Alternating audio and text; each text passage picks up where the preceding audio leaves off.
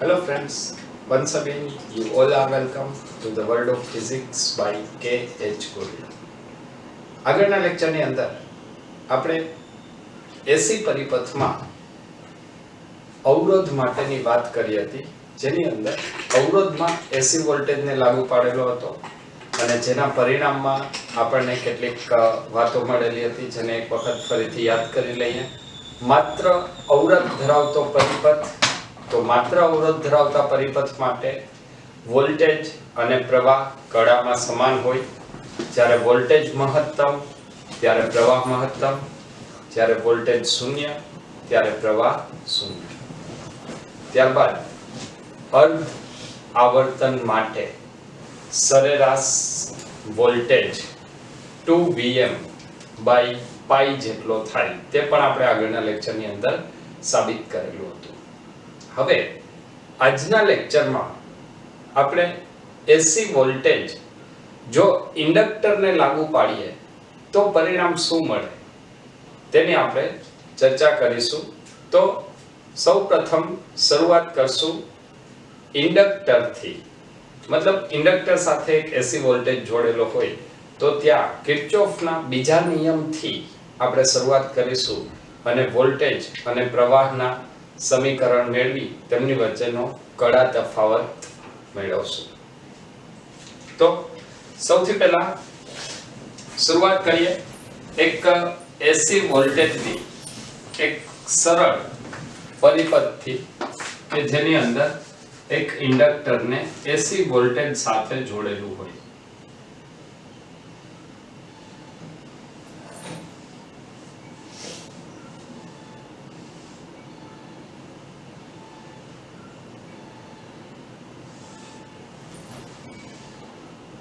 એટલે કે આ ઇન્ડક્ટર L છે અને આ એસી વોલ્ટેજ V છે.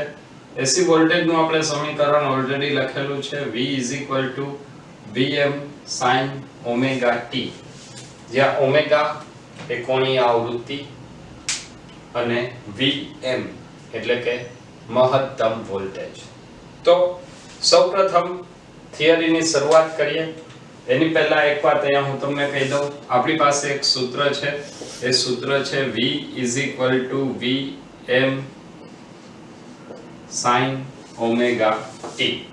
V Vm sin omega t. હવે V Vm sin omega t આ લાગુ પાડેલા એસી વોલ્ટેજનું સમીકરણ લખ્યું. ત્યારબાદ જો આપણે ઇન્ડક્ટરના બે છેડા વચ્ચેનું વિદ્યુત સ્થિતિમાનનો તફાવત VL લઈએ તો કિર્ચોફના બીજા નિયમ પ્રમાણે V VL શૂન્ય થાય. V VL શૂન્ય. બંધ ગાળા પર ફરી પાછા તે જ બિંદુએ આવીએ તો સ્થિતિમાન શૂન્ય થાય. તો અહીંયા સમીકરણ આવશે V VL. જો V VL લખીએ તો V એટલે આપણી પાસે સમીકરણ છે Vm sin omega t VL. VL એટલે ઇન્ડક્ટરના બે છેડા વચ્ચે વિદ્યુત સ્થિતિમાનનો તફાવત, તો VL આવશે L di by dt. L di by dt.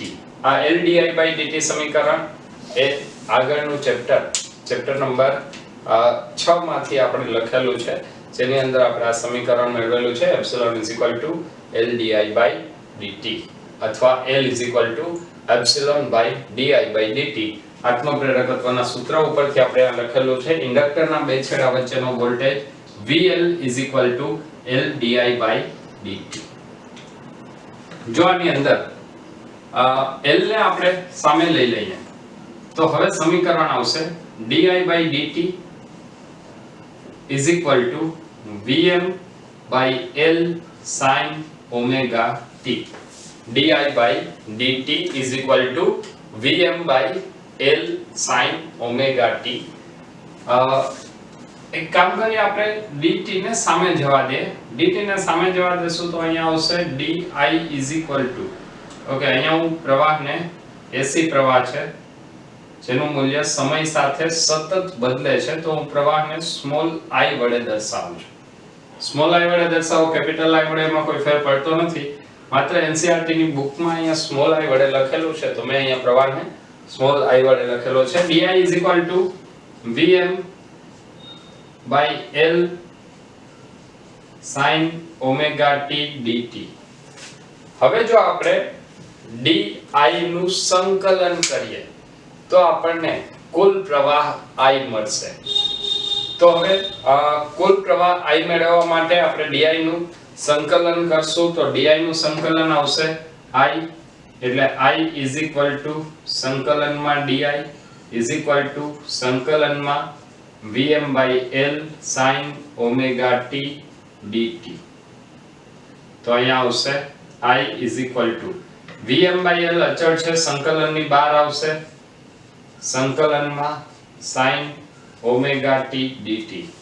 sin નું સંકલન થશે minus cos, sin વિધેયનું સંકલન થાય minus cos. તો ફરીથી અહીંયા પદ આવશે vm by l minus cos omega t ના છેદમાં d by dt of omega t. vm by l minus cos omega t ના છેદમાં d by dt of omega t. ચલો આ પદને આપણે હજી આગળ વધારીએ તો અહીંયા આવશે is equal to vm by l. अच्छा અહીં હું માઈનસ લખી નાખું છું, માઈનસ vm by l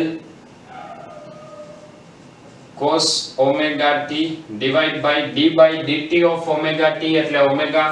તો અહીંયા આપણને પદ મળશે minus vm by omega l cos omega t minus vm by omega l cos omega t.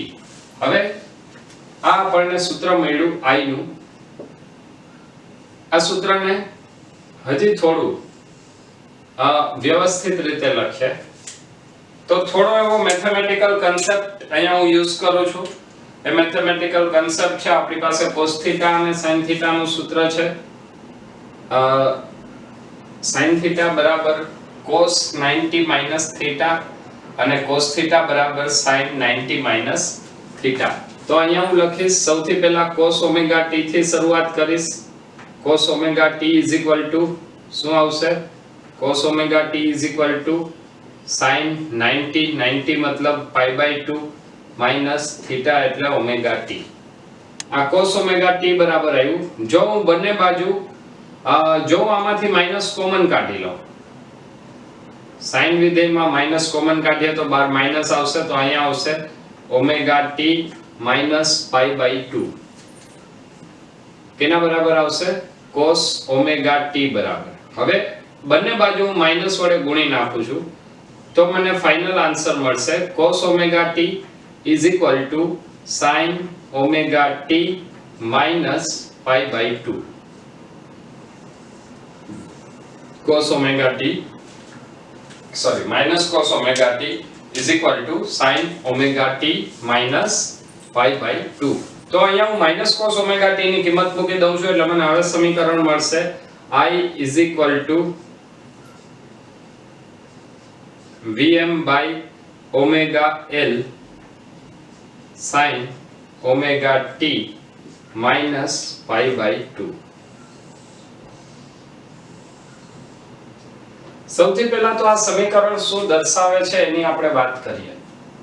તો જો આપણે જ્યારે વોલ્ટેજનું સમીકરણ લખ્યું હતું તો વોલ્ટેજનું સમીકરણ આપણે લખ્યું v vm sin omega t.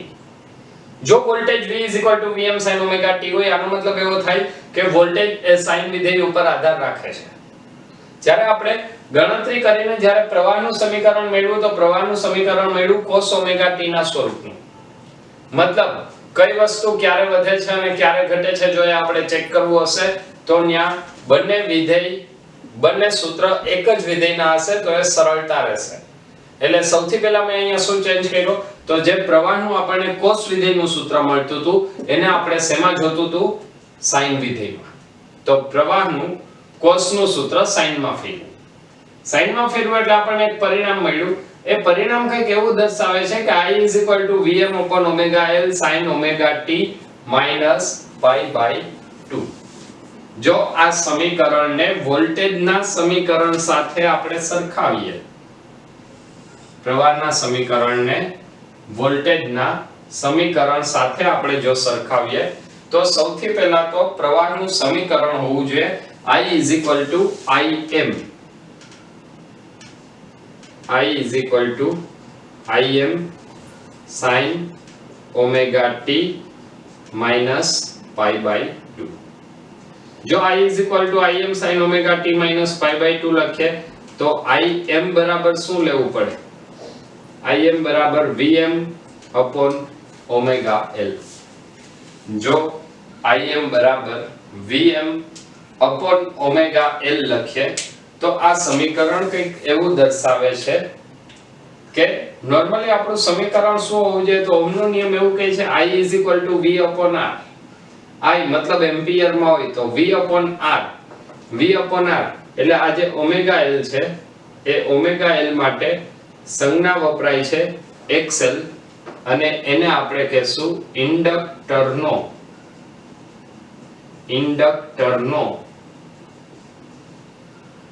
Inductive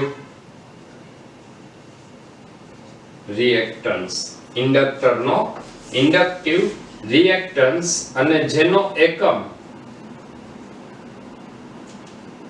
અવરોધને સમતુલ્ય છે, મતલબ અવરોધના એકમને સમતુલ્ય છે તો એનો એકમ થશે ઓહમ. તો ઇન્ડક્ટરનો ઇન્ડક્ટિવ રિએક્ટન્સ એટલે ઓમેગા L અથવા XL. તો XL એ ઇન્ડક્ટરનો ઇન્ડક્ટિવ રિએક્ટન્સ છે. તો Im નું ફરીથી આપણે સૂત્ર લખશું Im is equal to Vm by XL. અચ્છા, આ સમીકરણને જો તમે ધ્યાનથી જોશો I is equal to Im sin omega t minus pi by 2. આ સમીકરણને જો તમે ધ્યાનથી જોશો તો આપણું વોલ્ટેજનું સમીકરણ શું હતું? V is equal to Vm sin omega t. પ્રવાહનું સમીકરણ શું મળ્યું? I is equal to Im sin omega t minus pi by 2. હવે તમે એ વસ્તુ યાદ કરો કે જ્યારે આપણે અવરોધ માટે વાત કરતા હતા ત્યારે અવરોધમાં પ્રવાહ અને વોલ્ટેજનું સમીકરણ બંનેની અંદર ઓમેગા t આવતું હતું. એનો મતલબ કે અવરોધ માટે વોલ્ટેજ અને પ્રવાહ કળામાં સમાન છે. પરંતુ જો તમે માત્ર ઇન્ડક્ટરની વાત કરશો, એટલે ઇન્ડક્ટિવ સર્કિટની જો તમે વાત કરશો તો એની અંદર વોલ્ટેજની કળા sin ઓમેગા t અનુસાર બદલાય છે અને પ્રવાહની કળા sin omega t minus pi by 2 અનુસાર બદલાય છે. મતલબ એ સમીકરણ પરિણામ શું આપશે? તો આ બે સમીકરણ એવું દર્શાવે છે કે જો વોલ્ટેજની કળા ઓમેગા t હોય તો પ્રવાહની કળા omega t minus pi by 2 છે. આનો મતલબ માત્ર ઇન્ડક્ટિવ પરિપથમાં, કયો પરિપથ? માત્ર ઇન્ડક્ટિવ પરિપથમાં વોલ્ટેજ એ પ્રવાહ કરતા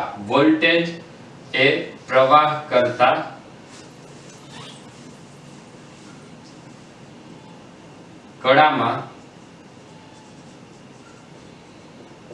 પાઈ બાય 2 જેટલો આગળ છે.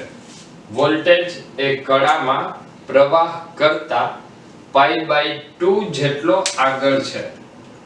વોલ્ટેજ એ કળામાં પ્રવાહ કરતા પાઈ બાય 2 જેટલો આગળ છે અથવા પ્રવાહ એ કળામાં વોલ્ટેજ કરતા પાઈ બાય 2 જેટલો પાછળ છે. ચલો હવે આ બંનેનો આપણે એક અર્થ સમજીએ. જો સૌથી પહેલી વાત તો એ કે અહીં વોલ્ટેજને સાઇન વિધેય અનુસાર બદલે છે એવું આપણે વિચારેલું છે અને પ્રવાહ પણ સાઇન વિધેય અનુસાર બદલે છે. તો આપણને જે આલેખ મળશે એ આલેખ કેનો મળશે? સાઇન વિધેયનો મળે. માની લઈએ કે પહેલા આપણે વોલ્ટેજ થી શરૂઆત કરીએ તો વોલ્ટેજ નો આલેખ V Vm sin omega t તો જ્યારે સમય 0 હશે ત્યારે વોલ્ટેજ શૂન્ય હોય.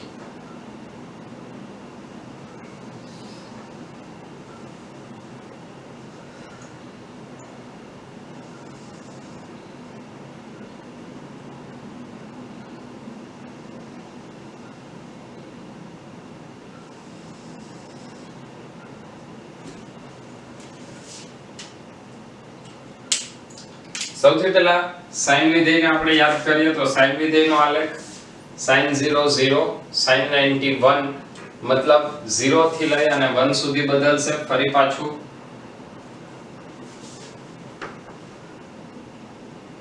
0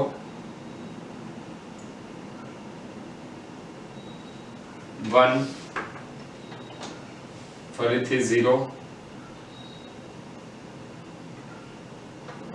1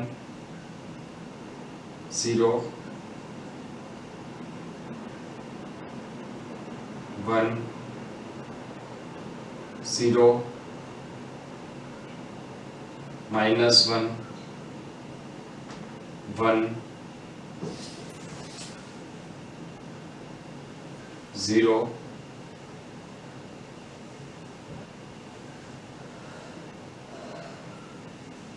તો આવી રીતે કંઈક સાઇન વિધેય પ્રમાણે વોલ્ટેજ સતત બદલાય છે.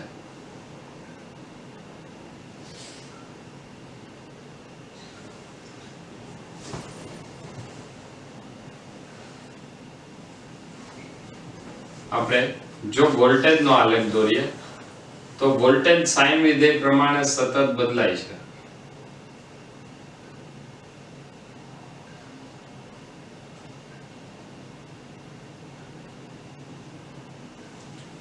હવે જો આની અંદર પ્રવાહની વાત કરવી હોય, અચ્છા આ વોલ્ટેજ નું આલેખ છે એટલે અહીંયા હું લખું છું V Vm sin omega t. V Vm sin omega t. તો શું આની અંદર પ્રવાહનો આલેખ પણ દોરી શકાય? તો પ્રવાહ માટે આપણે શું લખશું? પ્રવાહનું સમીકરણ છે I Im sin omega t -π/2. મતલબ પ્રવાહ કડામાં π/2 જેટલો પાછળ છે. ચલો પહેલા એ સમજીએ પ્રવાહ કડામાં π/2 જેટલો પાછળ છે એનો મતલબ શું થાય?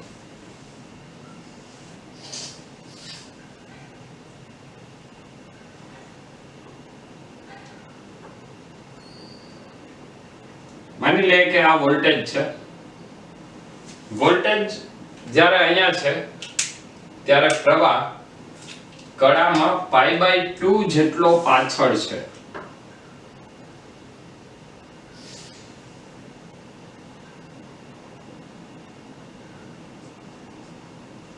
વોલ્ટેજ અહીંયા પહોંચ્યો હોય ત્યારે પ્રવાહ કડામાં π/2 જેટલો પાછળ છે. મતલબ આ સ્થિતિ આખી કેવી થશે? 2 મિનિટ માટે આપણે એવું માની લઈએ કે આ જે બ્લુ કલરની લાઈન છે એ વોલ્ટેજ છે, બ્લુ કલરની માર્કર, અને જે બ્લેક કલરની માર્કર છે પ્રવાહ છે. તો જ્યારે વોલ્ટેજ કંઈક થીટા કોણે ત્યારે કંઈક પ્રવાહ મળશે.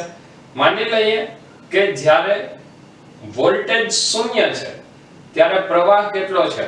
ઋણ મહત્તમ. જ્યારે વોલ્ટેજ શૂન્ય ત્યારે પ્રવાહ ઋણ મહત્તમ. વોલ્ટેજ મહત્તમ તો પ્રવાહ શૂન્ય. વોલ્ટેજ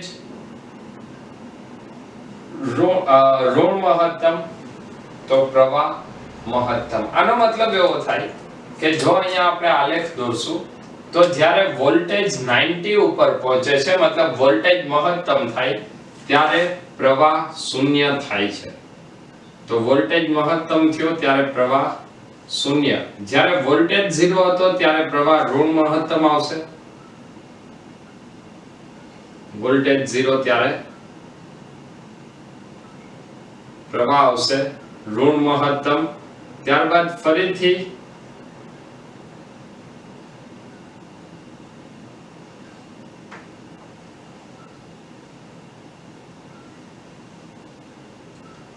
જેમ વોલ્ટેજ નું મૂલ્ય બદલાતું જાય એમ પ્રવાહનું મૂલ્ય સમય સાથે સતત આવર્ત રીતે બદલશે.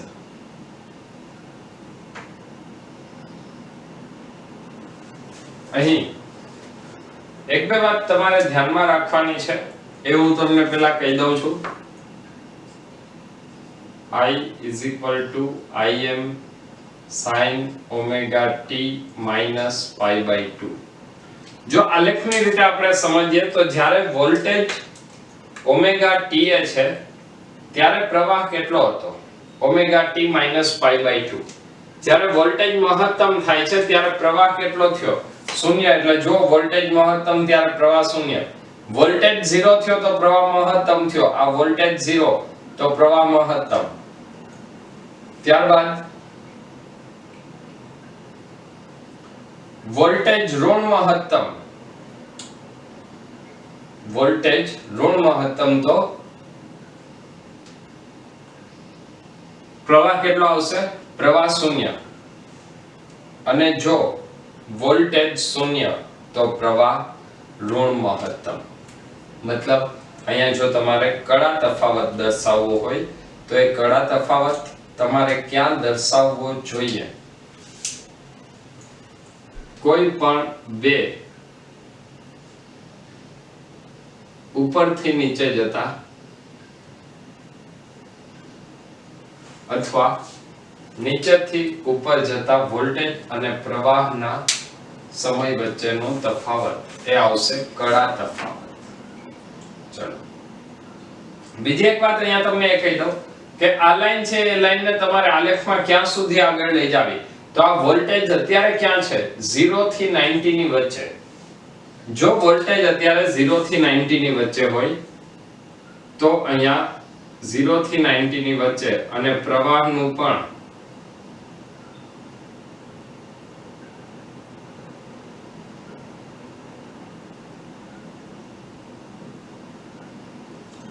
આપણે પ્રવાહ માટે પણ સમીકરણ વિચારવું પડશે.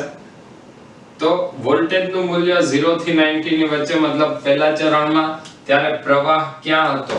તો પ્રવાહ ચોથા ચરણમાં હતો. મતલબ પ્રવાહનું મૂલ્ય ઋણ હતું, એ ધીમે ધીમે વધીને શૂન્ય થાય છે. તો આ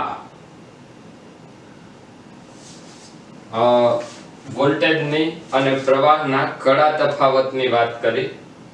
હવે ફરીથી આ થિયરીને જો આપણે આગળ વધારીએ તો હવે આવશે પરિપથમાં પાવર. ઇન્ડક્ટરની અંદર પ્રવાહ વોલ્ટેજ કરતા કડામાં π/2 જેટલો પાછળ હોય છે અને એના પરિણામે આપણે જે હમણાં સમીકરણ મેળવ્યા એ સમીકરણને હું અહીંયા એક વખત ફરીથી લખી નાખું છું. આપણે વોલ્ટેજનું સમીકરણ લખેલું હતું V = Vn sin omega t. પ્રવાહનું સમીકરણ આપણને મળ્યું હતું I = Im sin omega t minus π/2. આ દર્શાવે છે કે પ્રવાહ એ વોલ્ટેજ કરતા કડામાં π/2 જેટલો પાછળ છે. હવે જો આપણે પાવરની વાત કરીએ તો માત્ર ઇન્ડક્ટર માટે પાવર કેટલો હોય?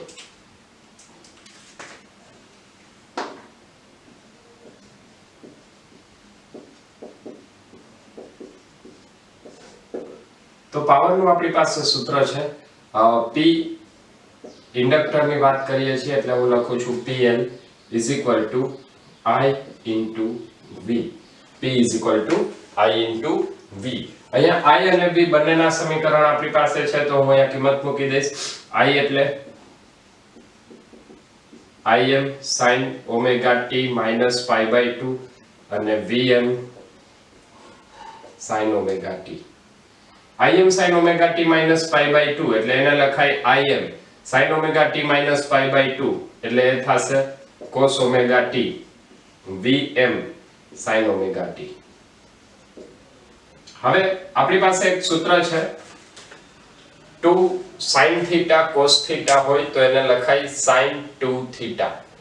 2 sin theta cos theta બરાબર sin 2 થીટા. તો અહીંયા ફરીથી આપણે 2 sin થીટા cos થીટા કરવા માટે હું અહીંયા લખીશ Im Vm/2 into 2 sin omega t cos omega t. તો અહીંયા આપણને પરિણામ મળશે Im/√2 Vm/√2 લખી શકાય. Im Vm/2 એટલે Im/√2 Vm/√2 અને sin 2 omega t. આ આપણે જે પાવર મેળવો, આ પાવરનું સૂત્ર મેળવ્યું ઇન્ડક્ટર માટે. પાવર બરાબર Irms Vrms sin 2 omega t અથવા Pm Vm/2 sin 2 omega t. ચાલો આ સમીકરણને હજી આપણે આગળ વિચારીએ. જો આપણે પાવરની વાત કરવી હોય તો આની અંદર ફરીથી લખાય કે એક પૂર્ણ ચક્ર માટે સરેરાશ પાવર કેટલો.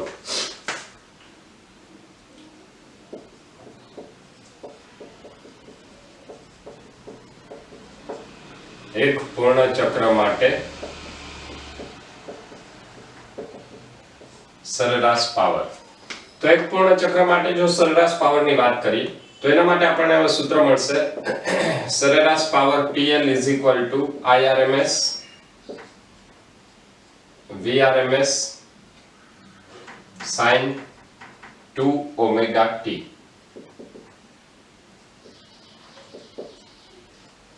is equal to Irms Vrms બાર આવશે અને sin 2 omega t ની સરેરાશ લેવાની. sin 2 omega t ની જો આપણે એક પૂર્ણ ચક્ર પરની સરેરાશ લેશું તો એ સરેરાશ આપણને કેટલી મળશે 0. sin 2 omega t is equal to 0. તો સરેરાશ પાવર કેટલો મળશે 0 મળે. આ સરેરાશ પાવર આપણને શૂન્ય મળે છે. એનો મતલબ કે જ્યારે એક આવર્તન પૂરું થાય ત્યારે સરેરાશ પાવર શૂન્ય મળશે. અચ્છા, આ જે સરેરાશ પાવર શૂન્ય છે એને જો આપણે સમજાવવું હોય તો જ્યારે પ્રવાહમાં લાગુ પાડેલા વોલ્ટેજમાં આપણે જ્યારે ફેરફાર કરીએ છીએ એ વોલ્ટેજમાં ફેરફાર થવાનું પરિણામ પ્રવાહમાં ફેરફાર થાય છે અને એ વોલ્ટેજ અને પ્રવાહ બંને ઉપરથી આપણે પાવર મેળવીએ છીએ. મતલબ આપણો જે કળા તફાવત વાળી જે આપણી આકૃતિ હતી, જે કળા તફાવતનો આપણે ગ્રાફ દોરેલો છે, એ ગ્રાફ ઉપરથી પણ પાવરને સમજાવી શકાય. તો હવે જોઈએ એના ઉપરથી પાવરને કેવી રીતે સમજાવી શકાય. તો હું અહીંયા સૌથી પહેલા એક આલેખ દોરું છું જેની અંદર પ્રવાહ અને વોલ્ટેજ ની વાત કરીશ. મારે અહીંયા તમને જે કન્સેપ્ટ સમજાવવો છે એ કન્સેપ્ટની અંદર હું વોલ્ટેજની શરૂઆત કરું છું મહત્તમ વોલ્ટેજથી. મહત્તમ વોલ્ટેજથી મતલબ હું કેટલી કળાથી શરૂઆત કરું છું π/2 થી. તો મહત્તમ વોલ્ટેજ માટે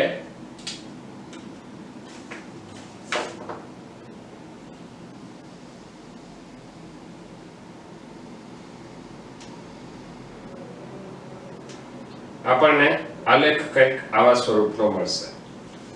એક આવર્તનની વાત કરીએ છીએ. હવે જ્યારે વોલ્ટેજ મહત્તમ હોય ત્યારે પ્રવાહનું મૂલ્ય શૂન્ય થવાનું છે આપણને ખ્યાલ છે, કારણ કે પ્રવાહ π/2 જેટલો પાછળ છે. તો અહીંયા આપણને જે પ્રવાહ મળશે એ પ્રવાહ કંઈક આવી રીતનું મળશે. ક્લિયર છે? આની અંદર આજે આપણે બ્લુ કલરની જે લાઈન દર્શાવેલી છે એ શું છે? વોલ્ટેજ. અને આ જે બ્લેક કલરની લાઈન છે એ શું છે? પ્રવાહ. ચલો, જો આટલું ક્લિયર હોય તો સૌથી પહેલા આપણે એક કામ કરીએ. આના આખા આવર્તનના આપણે 4 પાર્ટમાં એને ડિવાઈડ કરી દઈએ.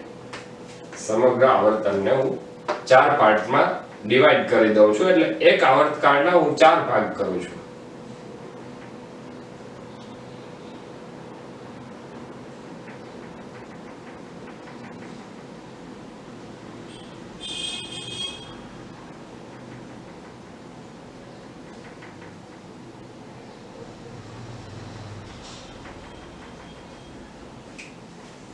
અમે એક આવર્તનના 4 ભાગ કરેલા છે. હવે આની અંદર પરિણામ શું મળશે એ પરિણામ આપણે વિચારીએ. સૌપ્રથમ તો જે પહેલું T/4 આવર્તકાળ છે, આનું હું નામ આપી દઉં છું 0 1 2 3 અને 4. મતલબ 0 થી 1 માટે જો આપણે વાત કરીએ તો 0 થી 1 માટે પ્રવાહ અને વોલ્ટેજ બંનેનું મૂલ્ય ધન છે. પ્રવાહ અને વોલ્ટેજ બંનેનું મૂલ્ય ધન, તો આપણને પરિપથમાં પાવર કેવો મળશે? તો પરિપથનો પાવર ધન મળશે. આ ક્લિયર છે? પ્રવાહ અને વોલ્ટેજ બંનેનું મૂલ્ય ધન છે, તો આપણને પરિપથનો પાવર ધન મળશે. અચ્છા, આ સ્થિતિ ઇન્ડક્ટરમાં કેવી હશે? તો ઇન્ડક્ટરની આપણે વાત કરીએ કે ઇન્ડક્ટરની અંદર પરિણામ કેવું હશે? તો વોલ્ટેજ મહત્તમ છે. હવે વોલ્ટેજ ઘટતા જાય છે, વોલ્ટેજ ઘટતા જાય છે. આનો મતલબ કે અત્યારે ઇન્ડક્ટરમાં વોલ્ટેજ મહત્તમ હોય તો ઇન્ડક્ટરની પાસે કંઈક ઊર્જા ઓલરેડી હશે, બરાબર. બીજું, અહીંયા વોલ્ટેજ મહત્તમ છે, પ્રવાહ શૂન્ય હતો. હવે પ્રવાહ ધીમે ધીમે વધતો જાય છે, એટલે એક સ્થિતિ એવી આવશે, જો આપણે ઇન્ડક્ટરની વાત કરીએ,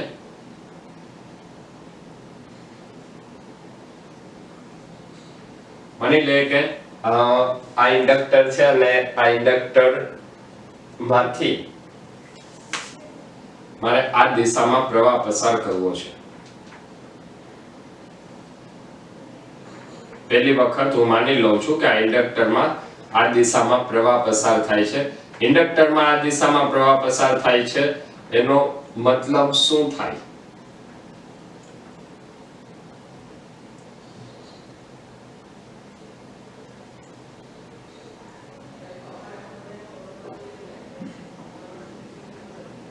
ચલો, સૌથી પહેલા તો આ વિચારીએ કે ઇન્ડક્ટરમાં આ દિશામાં પ્રવાહ પસાર થાય છે, તો પ્રવાહની દિશા આ તરફ છે, મતલબ ચુંબકીય ક્ષેત્ર રેખાઓ જમણા હાથના અંગૂઠાના નિયમ પ્રમાણે આ દિશામાં હોય. હવે અહીંયા 0 થી 1 માટે તમે વિચારો તો પ્રવાહનું મૂલ્ય કેટલું છે? તો જ્યારે વોલ્ટેજ મહત્તમ છે ત્યારે પ્રવાહ 0 છે, મતલબ અહીંયા પરિપથમાં 0 થી 1 સુધીમાં વોલ્ટેજ ક્યાંથી ક્યાં જાય છે? +Vm થી 0, મહત્તમ ધન વોલ્ટેજ થી 0. ત્યારે પ્રવાહનું શું થાય છે? તો પ્રવાહ કેટલો થાય છે? 0 થી +Im. વોલ્ટેજ ધન મહત્તમ થી 0 થાય ત્યારે પ્રવાહ 0 થી ધન મહત્તમ થાય. હવે આપણે લેન્ઝનો નિયમ ભણી ગયા છીએ. લેન્ઝનો નિયમ એ ફેરફારનો વિરોધ કરે છે. તો અહીંયા જ્યારે પ્રવાહ વધતો જશે, જેવો પ્રવાહ વધશે એટલે લેન્ઝનો નિયમ એવું કહે છે કે આ પરિપથમાં થતા પ્રવાહનો વિરોધ થશે, અને વિરોધ કોણ કરશે? ઇન્ડક્ટર. કેવી રીતે કરશે? પોતાની અંદર ફ્લક્સનો ફેરફાર કરીને. એટલે જેવો પરિપથમાં પ્રવાહમાં વધારો થાય એવું ઇન્ડક્ટર પોતાની અંદર ફ્લક્સ વધારતું જશે. તો આનો મતલબ આમાં ત્રીજો ચેન્જ આવશે, વોલ્ટેજ, પ્રવાહ અને ત્રીજો આપણે લખશું ફ્લક્સ. તો ફ્લક્સ 0 થી ધન મહત્તમ થાય. આનો મતલબ કે અહીંયા જે ફ્લક્સ સંકળાયેલું હોય એ ફ્લક્સ, જો પ્રવાહ આ દિશામાં હોય તો ફ્લક્સ આ દિશામાં આવશે. એટલે અહીંયા મહત્તમ ક્ષેત્ર રેખાઓ હોય.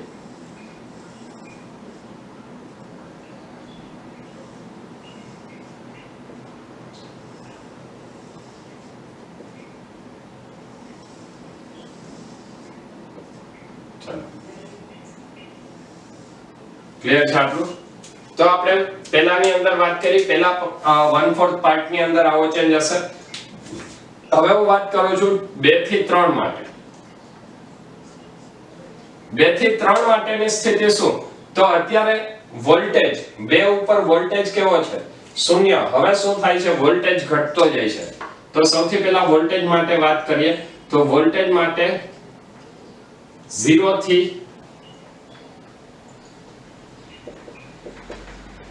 ઋણ મહત્તમ મતલબ વોલ્ટેજમાં ઘટાડો થયો.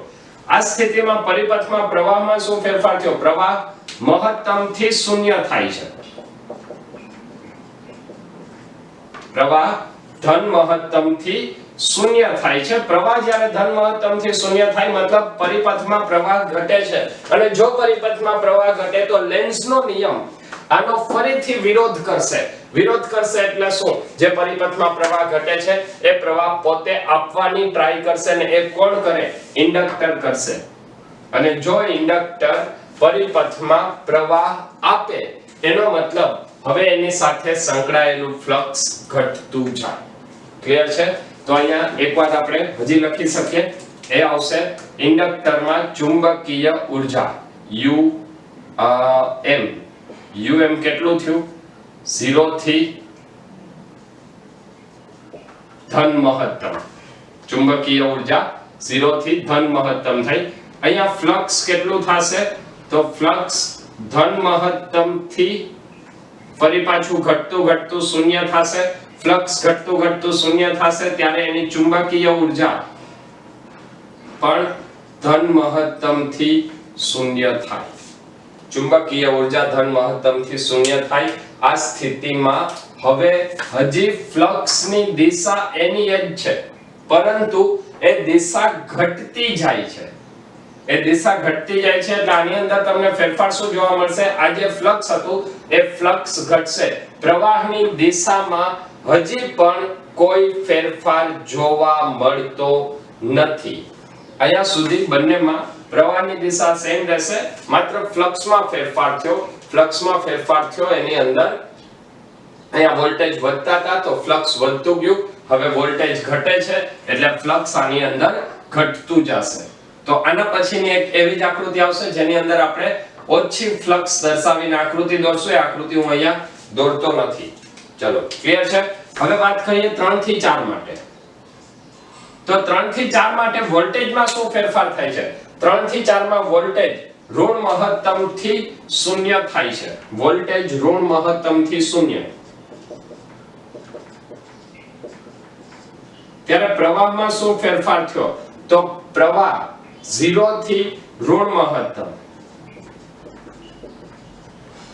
પ્રવાહ 0 થી ઋણ મહત્તમ થાય. આનો મતલબ કે હવેની સ્થિતિમાં પ્રવાહ 0 થી વધે છે કઈ દિશામાં? વિરુદ્ધ દિશામાં. જો પ્રવાહ 0 થી વિરુદ્ધ દિશામાં વધતો હોય તો હવે એનું પરિણામ આપણને શું મળશે એ આપણે એક વખત આકૃતિ દોરીને પહેલા સમજી લઈએ. ત્યાર પછી મારે એક અગત્યનું પરિણામ તમને આપવું છે, જે પરિણામ તમને ટેક્સ્ટ બુકમાં આપેલું છે, જેના માટે આપણે આ થિયરી આખી ભણીએ છીએ.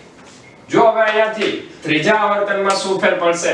તો ત્રીજા આવર્તનની અંદર હવે પ્રવાહ વિરુદ્ધ દિશામાં છે. ઋણ પ્રવાહ છે. ઋણ પ્રવાહ છે એનું મતલબ શું? કે અત્યારે વિદ્યુત પ્રવાહ જે આ દિશામાં હતો હવે વિદ્યુત પ્રવાહ આ દિશામાં આવશે. તો સૌથી પહેલો ચેન્જ અહીંયા જે પ્રવાહની દિશા છે એ પ્રવાહની દિશા બદલાઈ જશે. ચલો ક્લિયર છે આટલું? જો પ્રવાહની દિશા બદલાઈ જાય તો હવેની સ્થિતિમાં શું? ચુંબકીય ફ્લક્સની દિશા પણ બદલાશે. મતલબ અહીંયા હવે ફ્લક્સ ઋણ આવશે. જો આપણે આ દિશાનું ફ્લક્સ ધન લઈએ તો આ દિશાનું ફ્લક્સ ઋણ આવે. એટલે અહીંયા જ્યારે તમે ફ્લક્સની વાત કરશો તો આ ફ્લક્સ હવે કેવું આવશે? ઋણ આવે.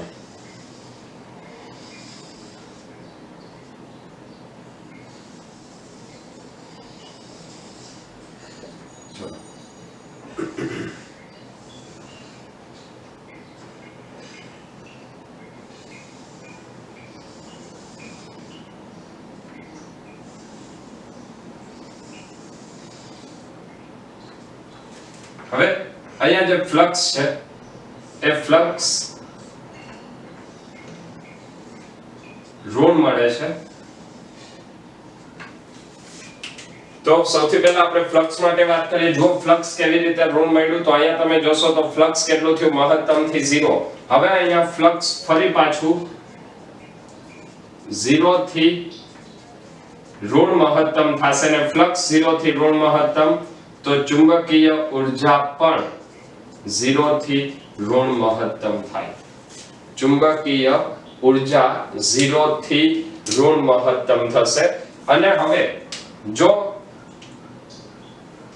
0 થી 1 સોરી આવશે 1 થી 2 આપણે વાત કરી 2 થી 3 ની અને હવે હું વાત કરું છું 3 થી 4 તો 3 થી 4 ની સ્થિતિમાં શું આવશે વોલ્ટેજ કેવો છે 3 થી 4 માં વોલ્ટેજ 0 થી મહત્તમ છે એટલે વોલ્ટેજના મૂલ્યમાં શું ફેરફાર થશે 0 થી +Vm વોલ્ટેજ બાદ પ્રવાહમાં શું ફેરફાર થયો પ્રવાહ ઋણ મહત્તમ થી 0 થાય છે તો પ્રવાહમાં આવશે ઋણ મહત્તમ થી 0 પ્રવાહ ઋણ મહત્તમ થી 0 થયો ત્યારે ફ્લક્સમાં શું ફેરફાર થાય લેન્ઝનો નિયમ પ્રવાહ ઘટતો હોય પ્રવાહ ઋણ મહત્તમ થી 0 થાય તો શું થાય તો ઇન્ડક્ટર એનો વિરોધ કરે ઇન્ડક્ટર વિરોધ કરે એટલે શું કરે ઇન્ડક્ટર પોતાનું ફ્લક્સ પરિપથમાં આપે એટલે માઈનસ ઋણ મહત્તમ થી હવે ફ્લક્સ 0 થશે તો ચુંબકીય ઊર્જાની અંદર પણ એ જ ફેરફાર થાય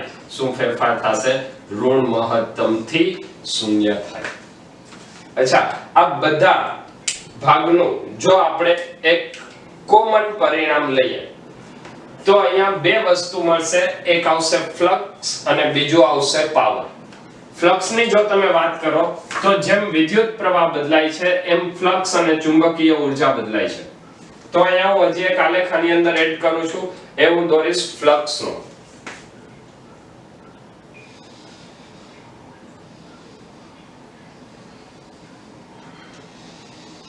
ચલો ક્લિયર છે આ ગ્રીન કલર નો જે આલેખ છે શેનો છે ફ્લક્સ નો છે અને હજી એક આની અંદર આપણે એડ કરી શકીએ ફ્લક્સ કે ચુંબકીય ઊર્જાનો આલેખ આ મળશે અને ચોથું આવશે એ છે પરિપથમાં પાવર તો જુઓ પાવર માટે પાવર સૂત્ર શું છે P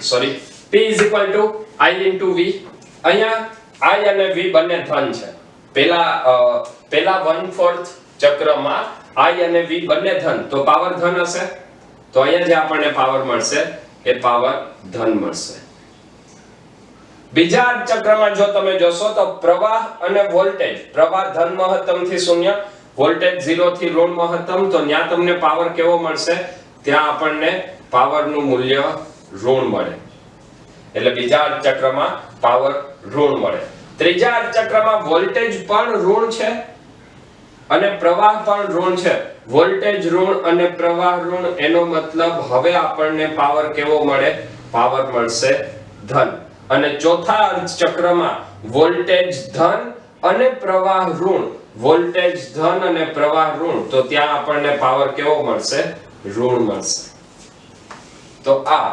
વોલ્ટેજ પ્રવાહ ફ્લક્સ ચુંબકીય ઊર્જા અને પાવર ને આપણે એક જ આલેખમાં દર્શાવેલા છે આ આલેખ ઉપરથી હજી એક ઇમ્પોર્ટન્ટ રિઝલ્ટ તમને આપું કે પરિપથમાં પાવરનો જે આવર્તકાળ છે મતલબ પાવરની જે આવૃત્તિ છે જો અહીંયા સુધીમાં વોલ્ટેજની આવૃત્તિ એક આવર્તન પૂર્ણ થયું પ્રવાહનું પણ એક આવર્તન પૂર્ણ થયું ફ્લક્સનું પણ એક આવર્તન પૂર્ણ થયું જ્યારે પાવરના બે આવર્તન પૂરા થાય છે એનો મતલબ કે જો આપણે આવૃત્તિની વાત કરીએ તો બધાની અલગ અલગ આવૃત્તિને આપણે સરખાવી શકીએ હું અહીંયા લખું છું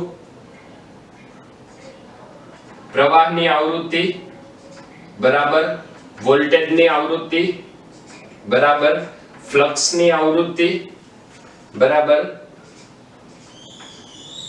ચુંબકીય ઊર્જાની આવૃત્તિ અને બરાબર 2 ગુણ્યા પાવરની આવૃત્તિ મતલબ પાવરની જે આવૃત્તિ છે એ પાવરની આવૃત્તિ બીજા બધાની આવૃત્તિ કરતા બમણી થાય એટલે વોલ્ટેજનું જ્યારે એક આવર્તન પૂરું થશે ત્યારે પાવરના 2 આવર્તન પૂરા થાય તો આ આપણે ઇન્ડક્ટરની અંદર જ્યારે એસી વોલ્ટેજ લાગુ પાડવામાં આવે ત્યારે ઇન્ડક્ટરમાં કયા કયા ફેરફારો થાય એ ફેરફાર કેવી રીતે થશે એની આપણે વાત કરી હજી એક વખત રિપીટ કરું છું આવી તમને 4 આકૃતિઓ આપેલી છે એની અંદર ફેર ક્યાં પડશે આ 1 થી 2 માટે જે આકૃતિ આવશે એની અંદર માત્ર ફ્લક્સનો ઘટાડો થાય છે એટલે ફ્લક્સની રેખા ઓછી આવશે એ જ વસ્તુ 3 થી 4 માટે અહીંયા ફ્લક્સ ઘટે એટલે ફ્લક્સ ઓછું દર્શાવવાનું છે જે મેં અહીંયા આકૃતિઓ દોરેલી નથી હવે ઇન્ડક્ટર માટે આપણે વાત કરશું કેટલાક બેઝિક પ્રકારના ક્વેશ્ચન અને ત્યારબાદ આજનો લેક્ચર પૂર્ણ કરીશું.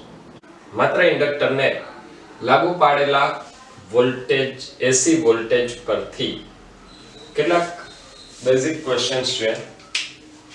એની અંદર પહેલો ક્વેશ્ચન 25 મિલી હેનરીના એક શુદ્ધ ઇન્ડક્ટરને ઇન્ડક્ટરનું ઇન્ડક્ટન્સ તમને આપેલું છે L = 25 મિલી હેનરી મતલબ 10⁻³ હેનરી. 220 વોલ્ટના એસી 220 વોલ્ટના સ્ત્રોત સાથે જ્યારે પણ એસી પરિપથની વાત હોય, મેં તમને અગાઉ પણ કીધેલું છે, આજે પણ રિપીટ કરું છું, જ્યારે પણ એસી વોલ્ટેજ આપેલો હોય કે પ્રવાહ આપેલો હોય અને તમને કાંઈ ચોખવટ કરેલી નથી મહત્તમ કે આરએમએસ, તો હંમેશા કયું મૂલ્ય લેવાનું? આરએમએસ મૂલ્ય લેવાનું. તો જ્યાં પણ તમને એસી વોલ્ટેજનું માત્ર વોલ્ટેજ કે માત્ર પ્રવાહ લખેલો હોય ત્યાં તમારે હંમેશા આરએમએસ મૂલ્ય ગણવાનું. તો અહીંયા જે વોલ્ટેજ આપેલો છે એ કયો વોલ્ટેજ હશે? VRMS. તો VRMS નું મૂલ્ય છે 220 વોલ્ટ. સ્ત્રોતની આવૃત્તિ તમને આપેલી છે V = 50 હર્ટ્ઝ. તો ઇન્ડક્ટિવ રિએક્ટન્સ એટલે XL અને પરિપથનો RMS પ્રવાહ IRMS. XL માટે આપણી પાસે સૂત્ર છે XL = સૂત્ર શું લખશું? ઓમેગા L અને ઓમેગા એટલે 2πVL 2 * 3.14. V આવશે 50 અને L તમને આપેલું છે 25 * 10⁻³ 50 2 100 314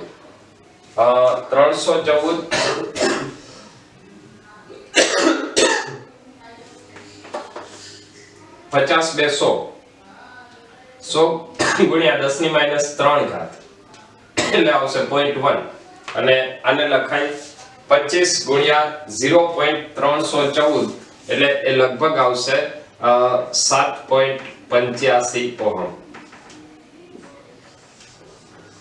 ચલો ક્લિયર છે. બીજું આપણને શોધવાનું છે IRMS.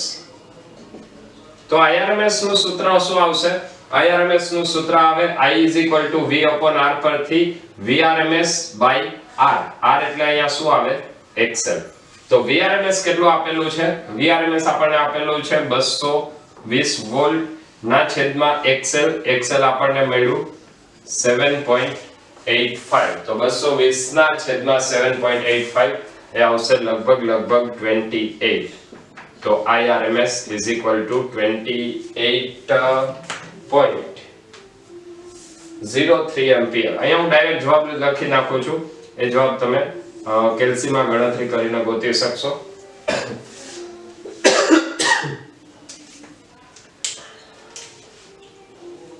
ચલો એના પછીના ક્વેશ્ચનની વાત કરીએ. 220 વોલ્ટ, ફરીથી વોલ્ટેજ આપેલા છે એટલે શું આપેલું હોય? VRMS 220 વોલ્ટ 50 હર્ટ્ઝ એટલે સ્મોલ v 50 હર્ટ્ઝ. એસી સ્ત્રોત સાથે 44 મિલી હેનરી 44 * 10⁻³ હેનરી. કેપેસિટર જોડાયેલ છે. પરિપથમાં પ્રવાહનું RMS મૂલ્ય શોધો. તો IRMS માટે સૂત્ર શું આવશે? IRMS = VRMS/XL. IRMS = VRMS/XL અથવા લખાય VRMS/ωL અથવા એને આવૃત્તિના સ્વરૂપમાં લખવું હોય તો 2πV × L. ચલો બધાની કિંમત આપણને રકમની અંદર આપેલી છે. VRMS આપ્યું છે 220 / 2π 2 * 3.14 વોલ્ટેજ એ તમને આપેલો છે 220 અને ઇન્ડક્ટન્સ તમને આપેલું છે 44 મિલી હેનરી 10⁻³ અને તમે સોલ્વ કરશો એટલે IRMS આવશે IRMS = 15.92 એમ્પિયર. IRMS આવશે. IRMS is equal to 15.92 ampere. તો આ વાત થઈ ઇન્ડક્ટરને લાગુ પાડેલા એસી વોલ્ટેજની. ફરીથી નેક્સ્ટ લેક્ચરમાં કેપેસિટરને એસી વોલ્ટેજ લાગુ પાડવામાં આવે તો એમાં કેવા પ્રકારના પરિણામો જોવા મળે છે તેની આપણે ચર્ચા કરવાના છીએ. આ આખું ચેપ્ટર છે એ આખું સિક્વન્સમાં ચેપ્ટર આવશે. આગળના લેક્ચરની થિયરી તમે ભણેલા હશો તો જ તમને પાછળનો લેક્ચર સમજાશે. એટલે પહેલેથી બધા લેક્ચર રેગ્યુલર જોયેલા હશે તો તમને આગળના લેક્ચરમાં વધારે ને વધારે ઇન્ટરેસ્ટ પડશે અને ચેપ્ટર સહેલું લાગશે. તો ફરીથી નેક્સ્ટ લેક્ચરની અંદર કેપેસિટરમાં લાગુ પાડેલો એસી વોલ્ટેજ ટોપિક સાથે મળીએ છીએ. તો ત્યાં સુધી બધા મહેનત કરતા રહો. Wish you all the best.